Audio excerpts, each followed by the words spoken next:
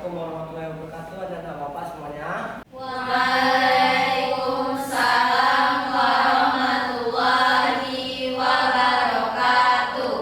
Bagaimana nih kabar anak-anak Bapak semuanya? Apa ada yang sakit? Tidak, Kak. Alhamdulillah. Jaga kesehatan ya anak-anak Bapak. Sekarang sedang musim pancaroba loh. Jaga pola makan sama pola tidurnya. Nah, sebelum kita memulai pembelajaran kita pada hari ini, Bapak minta tolong dong kepada ketua kelas untuk memimpin doa. Kepada ketua kelas, ayo ketua kelas. Bersiap. Berdoa mulai. Bismillahirrahmanirrahim.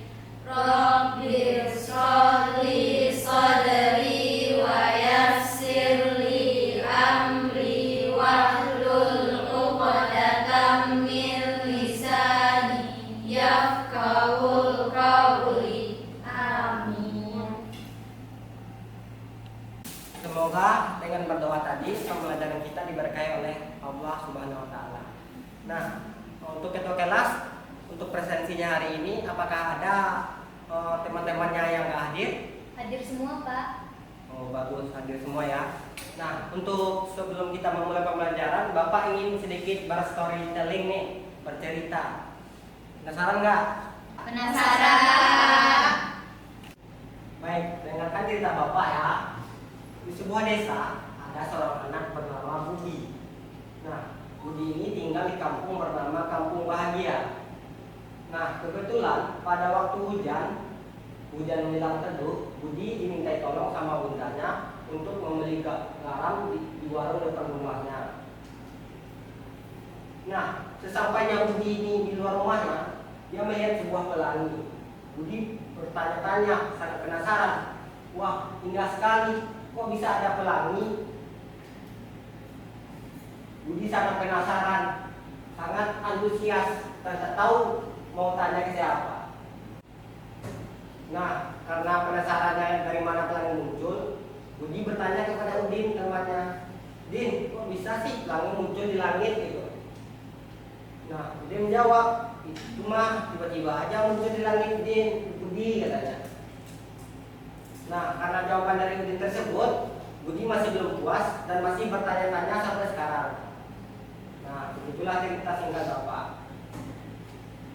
Dari cerita tersebut, apa yang bisa anak-anak Bapak ketahui? Apa yang akan kita pelajari dari cerita ini? Mungkin sesuatu teks itu, teks apa? Siapa yang tahu? Eksplanasi, Pak. Benar, Ara. Kita akan hari ini akan mempelajari teks eksplanasi. Nah, setelah kalian mendengarkan cerita Bapak tadi, Bapak akan menjelaskan tujuan pembelajaran kita terlebih dahulu. Ada 4 buah tujuan pembelajaran, yakni 3 tujuan pembelajaran utama dan 1 tujuan pembelajaran khusus. Yang pertama, anak-anak Bapak harapkan untuk mampu apa itu teks eksplanasi, yakni mampu mengetahui apa itu teks eksplanasi. Dan yang kedua, mampu mengetahui apa kaidah kebahasaannya dan strukturnya. Yang ketiga, anak-anak Bapak harapkan mampu membuat teks eksplanasi sederhana. Nah, sedangkan tujuan khususnya yakni membantu Budi memecahkan misteri pelangi seperti cerita Bapak tadi. Bisa dipahami anak-anak Bapak sekalian? Baik, Pak. Seperti yang Bapak jelaskan pada tujuan pembelajaran tadi, yakni hari ini kita akan membedah teks eksplanasi. Nah, sebelum kita masuk atau Bapak jelaskan secara lebih dalam, Bapak ingin bertanya dulu nih, siapa yang tahu apa itu teks eksplanasi? Saya, Pak. Apa itu arah teks eksplanasi? Teks yang menceritakan fenomena, Pak. Nah, untuk teks eksplanasi itu sendiri memang benar yang dikatakan Ara bahwa teks eksplanasi tersebut adalah teks yang menjelaskan suatu fenomena. Tapi teks eksplanasi ini menjelaskan fenomena alam atau sosial secara faktual. Jadi itu teks eksplanasi. Jadi yang disampaikan Ara tadi belum lengkap ya anak-anak Bapak. Nah, jadi itulah teks eksplanasi. Teks yang menjelaskan suatu fenomena baik itu sosial maupun alam secara faktual. Gitu. Jadi itu intinya dari teks eksplanasi. Nah, untuk contoh fenomena yang sering dibahas pada teks eksplanasi seperti proses terjadinya gempa bumi, banjir, atau kemalingan gitu. Nah, Jadi itulah teks eksplanasi. Nah, lanjut ke ciri teks eksplanasi. Yang pertama, ada memuat informasi secara faktual. Artinya, peristiwa yang dirangkai dalam teks eksplanasi tersebut memang benar adanya, seperti gempa bumi atau kemalingan yang benar-benar terjadi dan nyata. Gitu. Jadi tidak ada berita hoax di dalamnya. Isinya cuma fakta doang. Nah, yang kedua, bersifat informatif. Artinya, teks eksplanasi ini tujuannya hanya menyampaikan dan tidak membuat berita-berita lain seperti persuasif atau pengajakan atau iklan gitu. Nah, yang ketiga, menggunakan bahasa baku dan ilmiah. Seperti teks lainnya, teks eksplanasi menggunakan bahasa baku dan ilmiah. Lebih condong ke seperti teks berita, seperti yang dibawakan presenter pada acara TV. Selanjutnya, teks eksplanasi ini strukturnya terdiri dari pernyataan umum. Dan ini penenggalan awal dari apa itu fenomena yang akan dikaji atau dibahas. Yang kedua ada deretan penjelas. Yang ini penjelas dari fenomena yang dikaji.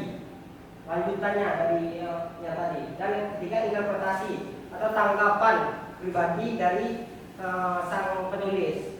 Selanjutnya ada 5 kata hubung kausalitas yang sering digunakan. Artinya seperti karena, akibatnya, sehingga, oleh karena itu sering dijumpai dalam teks eksplanasi. Jadi jika anak-anak bapak sering menemui kata-kata seperti ini biasanya lebih condong ditemui di teks eksplanasi atau teks prosedur. Jadi ada seperti yang bapak jelaskan tadi ada 3, yakni konjungsi kausalitas, konjungsi kronologis, dan kata kerja material. Bisa dipahami dengan bapak sekalian? Bisa, Pak. Nah, sebelum kita lanjut, Bapak pengen nanya dulu nih kepada Revi. Konjungsi kausalitas itu apa, Revi? Kata penghubung yang menjelaskan hubungan antara sebab dan akibat, Pak. Bagus. Berarti anak Bapak sekarang sudah paham ya? Sudah. Oke, mari kita lanjut menonton video. Kalian capek kan? Dengar Bapak ngomong dulu. Iya. Nah, ini kita nonton video.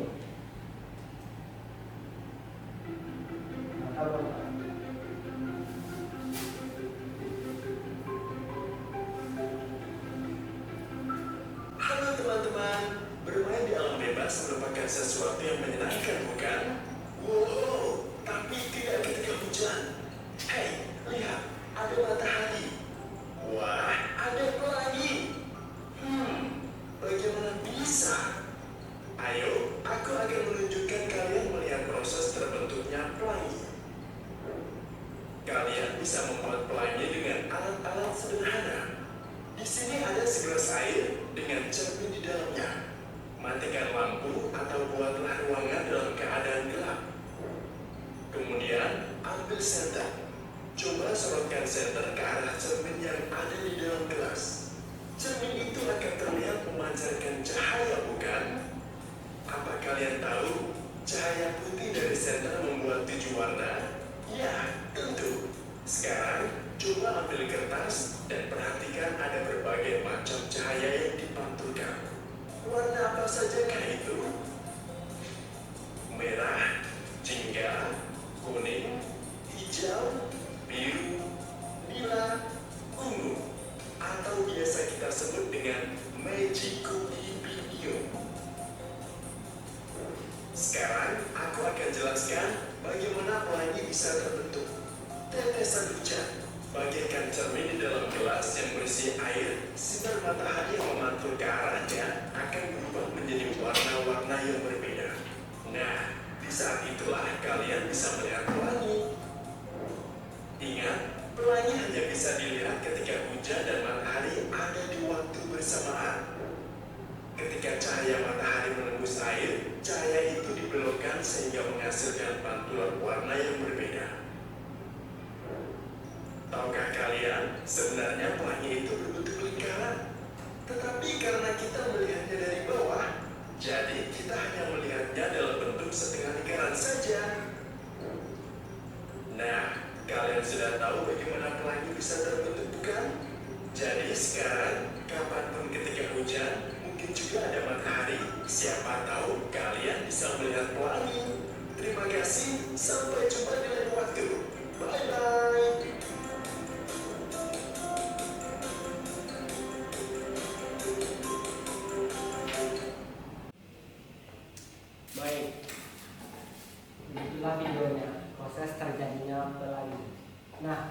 video tersebut, Bapak ingin anak-anak Bapak membuat sebuah teks eksplanasi singkat, lalu dibacakan ke depan dan memberitahu Budi bagaimana proses pelangi itu terbentuk dan terjadi. Seperti yang Bapak jelaskan pada tujuan pembelajaran spesial kita tadi, yakni membantu Budi. Bapak berikan waktunya 10 menit ya. Bapak tunggu. Nanti siapa yang mau maju duluan ke depan, silakan angkat tangannya. Baik, silakan mengerjakan. Baik, Pak.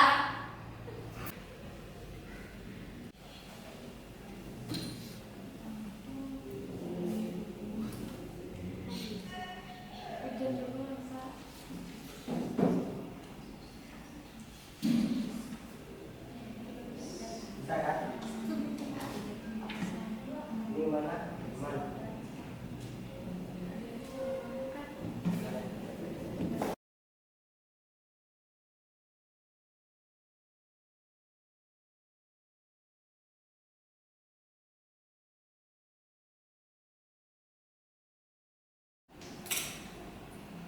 Baik anak-anak Bapak, waktunya sudah habis ya.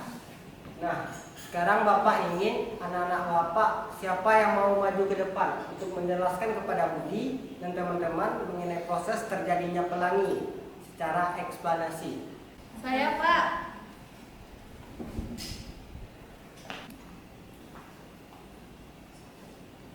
Baiklah teman-teman dan Budi, saya akan menceritakan bagaimana proses terjadinya pelangi. Jadi pelangi terjadi karena adanya pembiasan cahaya atau pemantulan cahaya oleh titik air sehingga terbentuknya pelangi. Jadi begitulah terjadinya proses terjadinya pelangi.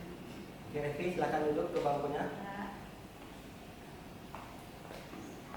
Nah, jadi begitu anak-anak Bapak. Kata Revi tadi, proses terjadinya pelangi adalah efek dari pembiasan air hujan yang dikenai oleh cahaya. Maka cahaya itu membias menjadi lengkungan pelangi yang berwarna-warni. Nah, sesuai dengan video yang Bapak tampilkan tadi, beri hapus untuk Revi. Nah, karena hal tersebut, Bapak rasa Budi sudah mengerti tentang apa itu pelangi dan dari mana asalnya. Coba kita lihat sama-sama. Oh, benar ternyata. Budi mengucapkan terima kasih. Oke Budi. Nah, selanjutnya kita akan masuk kepada tahap refleksi dan kesimpulan. Nah, dari teks eksplanasi yang Bapak jelaskan tadi, teks eksplanasi tersebut adalah teks yang menjelaskan suatu fenomena, baik itu fenomena alam ataupun fenomena sosial secara faktual. Teks eksplanasi ini terdiri dari 3 struktur, yakni pernyataan umum, deretan penjelas, dan interpretasi. Pernyataan umum ini adalah gambaran dari fenomena yang akan dibahas, sedangkan deretan penjelas adalah penjelas dari fenomena tersebut, berbagai macamnya. Sedangkan interpretasi adalah pandangan dari sang penulis terhadap fenomena tersebut. Nah, untuk gaya bahasanya ada tadi konjungsi kausalitas, konjungsi kronologis, dan juga menggunakan kata kerja material. Nah, itulah kesimpulan dari materi kita. Baik, anak-anak Bapak sekalian, karena waktu sudah menunjukkan istirahat, sholat, dan makan, dan sepertinya Bapak sudah menjelaskan terkait topik teks eksplanasi ini secara keseluruhan, maka kita cukupkan pembelajaran kita pada hari ini. Bapak akhiri dengan alhamdulillah. Assalamualaikum warahmatullahi wabarakatuh. Waalaikumsalam warahmatullahi wabarakatuh. Cepat duluan ya. Ya, Pak.